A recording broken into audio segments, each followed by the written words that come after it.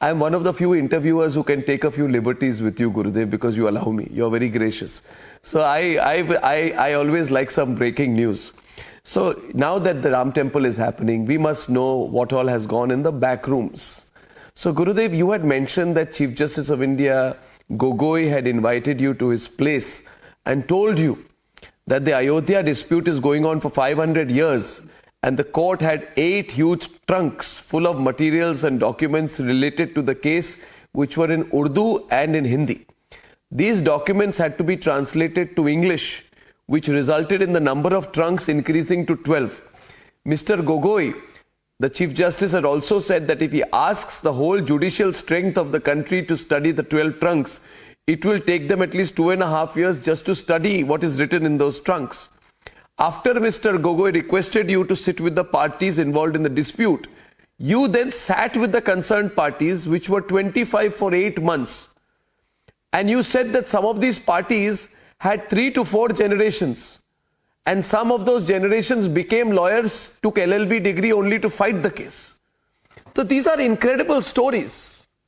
People don't know. You see, Gurudev, now what is in the headlines is Supreme Court decides, land is to be given to the Hindus, temple is constructed, temple construction happens. We need to know, let's say, Gurudev, you are talking to a 20-year-old today who was 14 or 15 when this was going on. They would have no idea of what was going on. Tell them a little bit about those inside stories, sitting with the other side. Did you fight? Were there friendly or unfriendly conversations? What happened between between all these parties? And just a little bit of the inside story, please. First of all, I was surprised that I was inducted in that mediation panel. So I found out about that when I was in the airport, Delhi airport I was coming. Then I suddenly saw through the channel that my name is there. And after that, when this happened in March, I said, I'm not a lawyer. My subject is science and philosophy and knowledge, spiritual knowledge. But they said, no, you have to be there. You can communicate better with all the conflicting groups. I said, okay. Then I was in Chandigarh for a drug-free India campaign. And that day, 11:30 in the night, I got a call from Prime Minister. Only very rarely I speak to Prime Minister. That was one occasion. Another occasion was when he called with the Ukraine issue.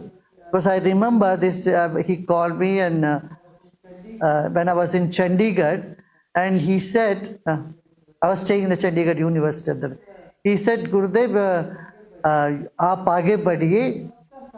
This sabka saath, sabka vikas, it was not just a political statement as far as a PM is concerned. It comes from his heart. He was so concerned, he wanted both the communities to come to a better understanding. And Ram Temple to be built with Sauhard ke saath. Ek samjhota Sauhard, a goodwill and friendship. So he never wanted that one party to dominate or win, one community to feel victorious and the other community being suppressed. So I could really feel that Sabka Saath, Sabka Vikas ka jo slogan hai, it was right there. He was said, आपकी तपस्या का फल है गुरुदेव, आप आगे बढ़िए, जो भी कुछ भी चाहिए तो बताइए. So then we moved on with that, and it is very interesting. 3 to 4 generation of lawyers have been fighting this case. So we had a court in Faizabad, and the other 2 judges who are with me, honorable judges, Kalifullah ji and Sri Ram Panchu. They were not very comfortable with Hindi. I was the one who was more comfortable. Of course, Sri Ram Panchu knew Hindi. But then, and many who came, they were not so fluent in English. And they were more in Hindi. So, you know how it went. But it was such a wonderful experience for everybody. that there was no bitterness among the parties. Many times the opposite parties would come together to the court. They would sit together. But in the beginning, of course, I was opposed by the Muslim side. They said, you have announced about the support for temple, how can you be judge? They challenged me, and they even challenged that I should be removed from the mediation committee. Then I asked the person, that lawyer, look, today you are a lawyer, tomorrow when you become a judge, your role is different, isn't it? Yesterday I was no doubt I was playing the role of a lawyer. I advocated that there should be temple, but today I am a mediator.